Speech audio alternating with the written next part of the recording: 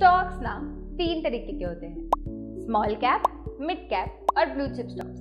ये तो सबको पता है, बट ऐसे भी एक स्टॉक्स हैं जिनकी 3 कैटेगरी होती है। पहले सस्ते स्टॉक्स, दूसरे अच्छे स्टॉक्स और तीसरे और सबके फेवरेट अच्छे और सस्ते स्टॉक्स। चलिए समझते हैं ऐसे ही आज एक स्टॉक को। हाय, मैं हूँ Tulsi Bajaj and we are back with yet another Adhyayan video, जहाँ पर हम डिस्कस करने वाले हैं एक और अमेजिंग स्टॉक की एनालिसिस के बारे में और हम जज करने वाले हैं कि क्या वो एक्चुअल में हमारे पोर्टफोलियो के लिए सस्ता और अच्छा बन सकता है कि नहीं। चलिए शुरू करते हैं। तो कंपनी का नाम है इंजीनियर्स इंडिया।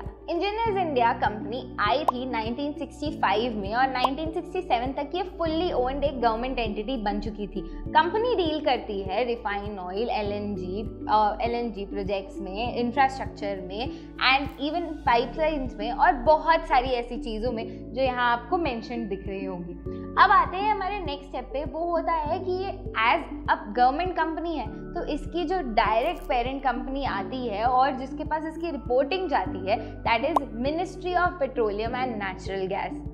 ये एक ऐसी कंपनी है जो टोटल इंजीनियरिंग कंसल्टेंट्स की आपको सर्विस प्रोवाइड करती है, from being a construction company to integrated projects लेना और मैनेजमेंट सर्विसेज को कन्फ्रंट करना, कंसेप्ट ऑफ कमिश्निंग पर वर्क करना with the highest quality and safest standards को लेकर। इनके कुछ सर्टिफिकेट्स हैं ये जो इनके पास ऑलरेडी अवेलेबल है, so they have been working really well. Company India और इंटरनेशनल दोनों जगह पर प्रेजेंट है, मतलब कि इंडिया में इसका हेड ऑफिस है दिल्ली में, वर्क करते हैं ये लोग गुरुग्राम से, प्लस ब्रांच ऑफिस है मुंबई में और रीजनल ऑफिसेज हैं कोलकाता, चेन्नई और अदर स्टेट्स में भी।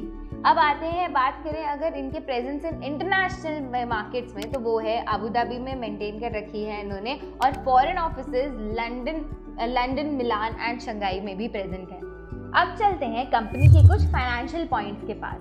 तो सबसे पहली बात तो डेट टू इक्विटी रेशियो 0 चल रहा है। यूजुअली गवर्नमेंट कंपनीज में डेट का बहुत ज़्यादा प्रॉब्लम होता है, इसमें वो नहीं है। दूसरा एक कंसर्निंग फैक्टर है ईपीएस का फ्लक्चुएट होना। ईपीएस इज फ्लक्चुएटिंग बट बाकी सारी चीज़ें काफ़ी ज़्यादा सपोर्टिंग है, जैसे कि आरओसीई अभी तक 16 के ऊपर ही रहा है हमेशा। Coming on to our ROE that is has always been above 10।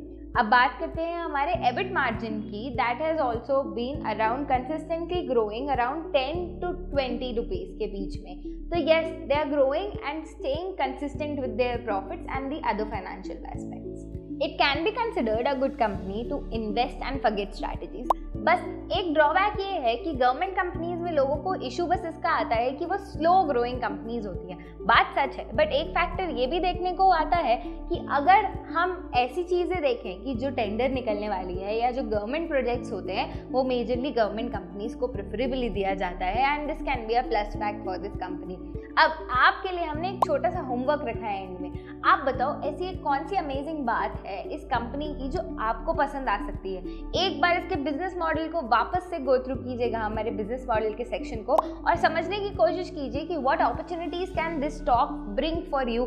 वहाँ से हम एनालिसिस करना साथ में सीखेंगे, क्योंकि हम ये नहीं चाहते कि हर बार हम यहाँ आए अपनी एनालिसिस दे और चले जाएं। We want your point of view as well कि आप इस स्टॉक को पसंद करते हैं या नहीं, या आप इस स्टॉक को ऑल टाइम हाई पे तो बाय करके नहीं बैठे या एग्जैक्ट बाइंग रेट कम होगा। चलो कमेंट सेक्शन में ये सारी चीज़ें डिस्कस करते हैं। अरे जाते जाते एक और बात बताना ज़रूरी है कि यार लाइक, शेयर, कमेंट और सब्सक्राइब करना भूलिएगा मत, क्योंकि इतने सारे एफर्ट्स आपकी सिर्फ एक लाइक के लिए वेट करते हैं।